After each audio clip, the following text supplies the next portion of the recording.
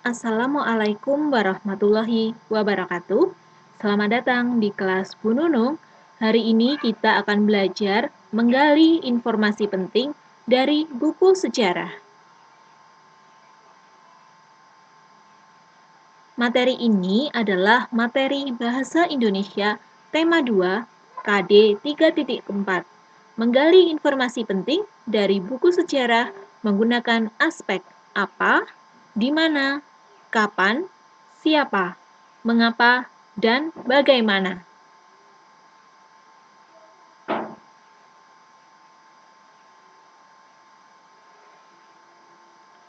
Menggali informasi dengan membaca teks secara cermat.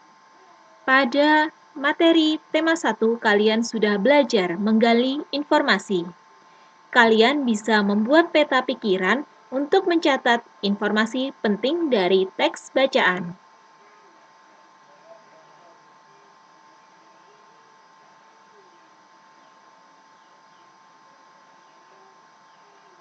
Untuk mengembangkan atau membuat peta pikiran, kita membutuhkan kalimat tanya yang terdiri atas adik Simba. Apa itu adik Simba?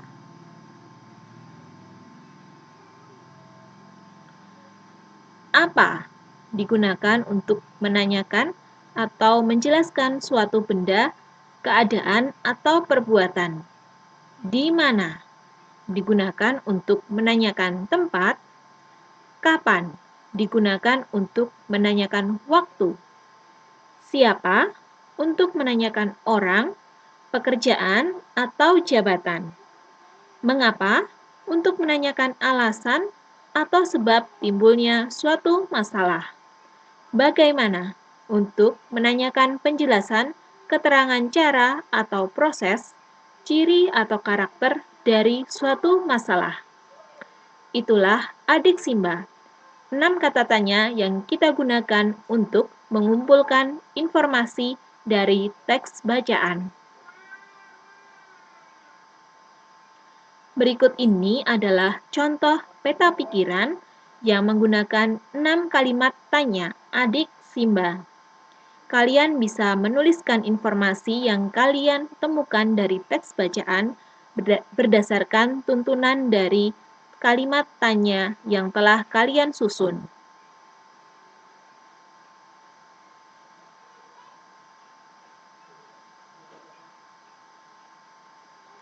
Setelah kalian menemukan informasi dari teks bacaan sesuai dengan peta pikiran dan kalimat tanya yang kalian buat, kalian juga bisa menemukan ide pokok dari setiap paragraf untuk menguraikan informasi pada peta pikiran yang telah kalian buat, sehingga informasi yang kalian temukan dari teks bacaan tersebut lebih lengkap.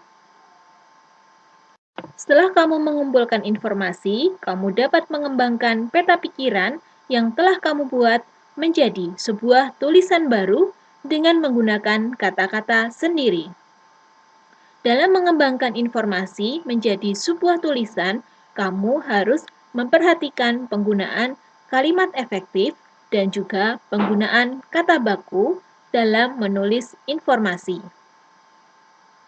Informasi yang telah kamu tulis tadi haruslah yang jelas dan juga lengkap. Kalimat efektif adalah kalimat yang mengandung gagasan pembicara atau penulis yang terdiri atas kata-kata yang mempunyai unsur SPOK atau subjek, predikat, objek, dan keterangan.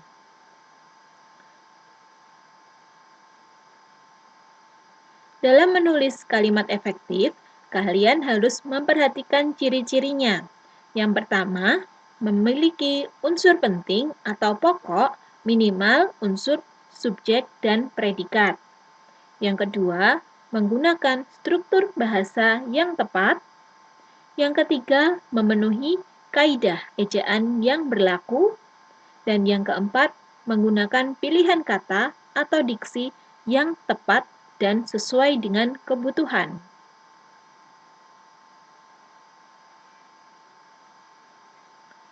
Selain itu, kalian juga harus memperhatikan penggunaan kata baku.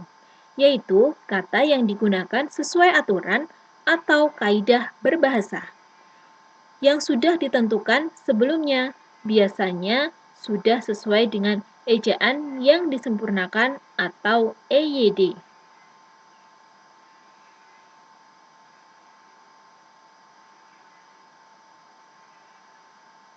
Berikut ini adalah ciri-ciri dari kata baku. Ciri yang pertama, tidak dipengaruhi bahasa daerah tertentu. Yang kedua, tidak dipengaruhi bahasa asing.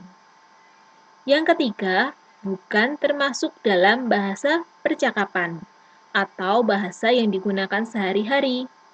Yang keempat, pemakaian imbuhan pada kata bersifat eksplisit atau terlihat dengan jelas ya. Kemudian yang kelima, menggunakan kata sesuai dengan konteks kalimat. Dan yang keenam, kata baku bukan merupakan kata yang rancu. Di sini contoh kata baku, aktif ditulis dengan huruf F, bukan P. Kemudian, apotik yang benar adalah apotek. Antri yang benar, antre. Analisis yang benar adalah analisa. Jadwal yang benar adalah jadwal.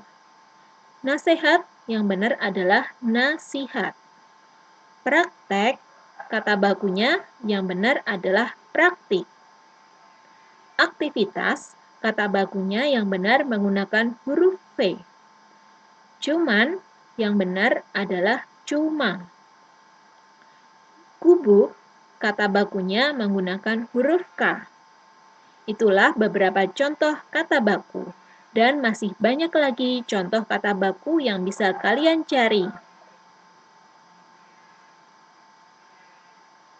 Semangat belajar, terima kasih telah menyimak video Bu Nunung. Sampai jumpa lagi. Jangan lupa dukung channel ini dengan klik tombol subscribe. Wassalamualaikum warahmatullahi wabarakatuh.